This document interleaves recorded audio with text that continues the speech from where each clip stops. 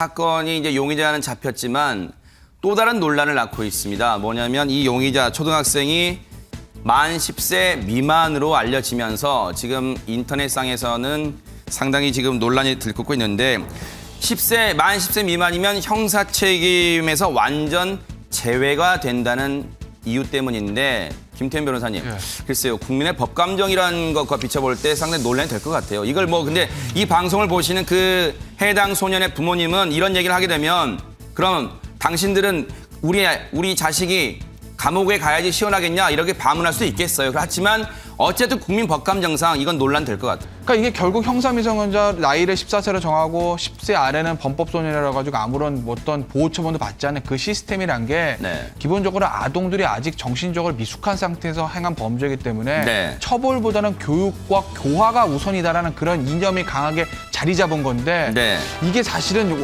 이 시스템 완성되가 굉장히 오래됐거든요. 형사미성년자 14세 한 게 제가 알기로는 50년 더 된 얘기입니다. 그때랑 지금이랑 사회 시스템도 다르고 아동들의 발육 상태도 다르고 정신적인 성숙도도 다르고 또 범죄 태양도 달라졌습니다. 그렇다고 보면 이제는 이거에 대해서 우리가 다시 한번 생각해서 뭔가를 조정할 때가 되지 않았나. 교육도 중요하고 교화 개선도 중요하지만 더 중요한 거는 피해자들의 우리가 마음을 좀 돌봐야 될 때가 온 것이죠. 그렇다고 보면 저는 이 형사미성년자와의 촉법전 나이대를 좀 조정할 필요는 있다고 봐요.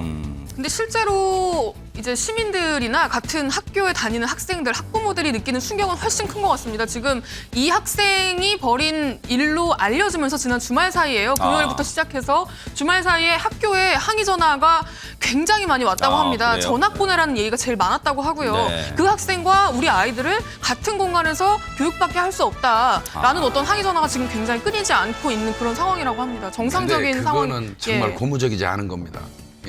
제가 이 일을 저지른 그 학생들을 편들거나 뭐 이럴 그 생각은 없어요. 그렇지만 잘못한 거 맞습니다. 그렇다고 하더라도 이 아이들도 아마 이제 내가 생각할 때는 나중에는 평생 아마 고통 속에 살아갈 거예요. 이 사람들 들어가도. 근데 이제 왜 우리가 14세 미만을 처벌을 하지 않느냐 하는 거 사실은 이제 형사민성 이게 신체적으로만 큰 게 아니거든요.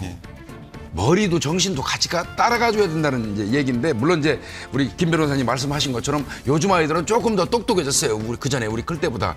그래서 이제 신중하게 12세 정도로 특히 이제 학교폭력대책위원회 쪽에서는요 12살 미만으로 줄이자고 지금 굉장히 입안 과정을 막 올리고 그래요. 발의하고 이제 그래서 그 부분은 갈 건데 근데 이제 문제는요 사실은 1년에 제가 좀 통계를 뽑아보니까 14세 미만의 형사 미성년자 아이들이 벌이는 범행이 10,000건이에요, 10,000건. 그 10,000건인데 이제 그런 거 다 빼고 그 중에서 강력 범죄는 600건에서 700건 정도 됩니다.